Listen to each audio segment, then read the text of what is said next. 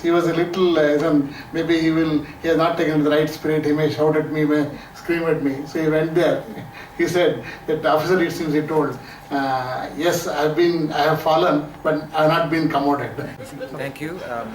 I'm here in this lovely city of Bengaluru to release the autobiography of Vice Admiral Nilakanta Krishnan, Padma Bhushan. He was the Commander-in-Chief of the Indian Navy during the 1971 war and was in the surrender ceremony and accepted the surrender of all Pakistani forces.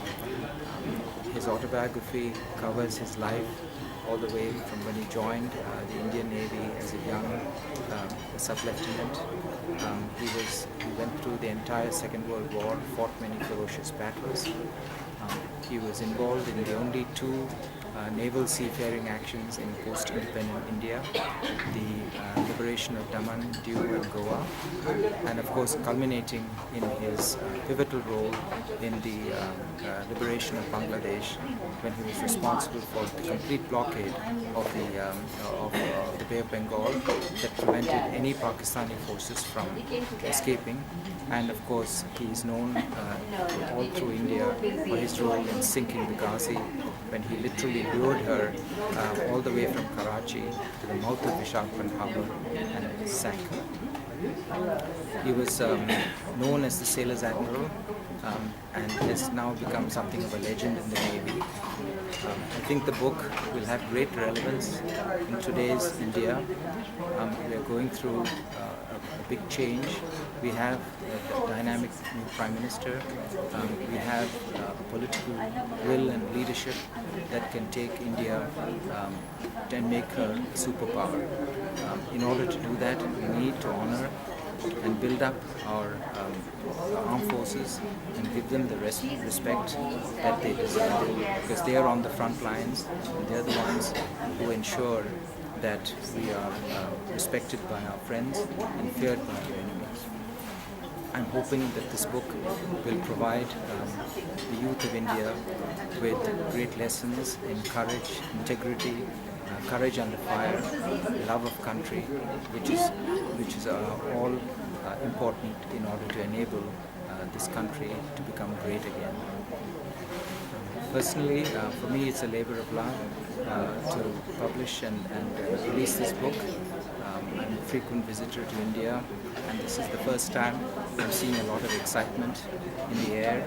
We have a dynamic new Prime Minister, and I honestly believe, and I remember my father telling me a long time ago, he was quite prophetic sometimes, and he said India will be one of the superpowers, and I can see that happening. And in order for that to happen, we need to have a strong military.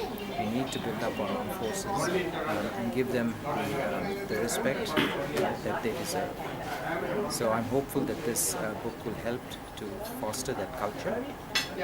Personally, I'm a finance professional. I work all over the world implementing systems, financial systems for global corporations. And I enjoy writing. I'm a published author in my field. I wrote a book called Sarbanes-Oxley Compliance, looked at SAP Treasury and Risk Management. And I enjoy travel, enjoy writing, and I always enjoy coming back to the country of my birth.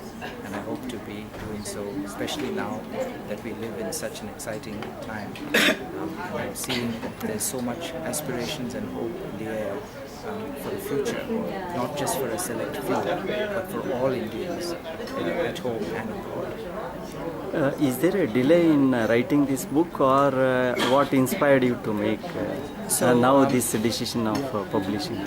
So basically the manuscript was written by my father in 1981, but before we could publish it, he passed away unfortunately, and then I got kind of busy with my life, building my career, building my family, But then after I published my own book a couple of years ago, I got the confidence to do justice to my father's work. And it actually worked out nicely because the timing was good. I think this is the time for a book like this to come out, where it details a very interesting life of a man who lived for his navy and who lived for his country, and there was no compromise around that. And he would often say very dramatically, if you cut open my chest, you will find in there 4 letters in bold, Navy.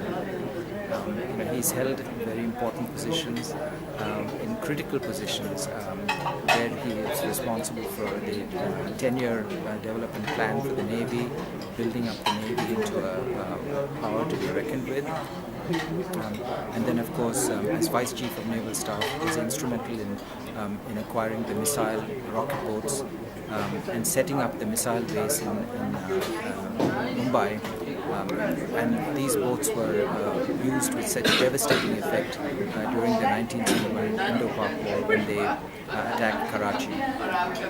And then, of course, his role in the 1971 war is legendary, of how he tricked, literally lured the Pakistan submarine Ghazi to the mouth of Visakhapatnam Harbor and sank it, because he knew that the success of the war depended upon INS Vikrant, and he knew that the Vikrant would be a target for the Ghazi. So he put in an elaborate plan to deceive the Pakistani naval authorities, and sure enough, there was a signal that was retrieved from the Ghazi, which from the Commodore submarines to the captain of the Ghazi, saying, "Intelligence indicates carrier in port.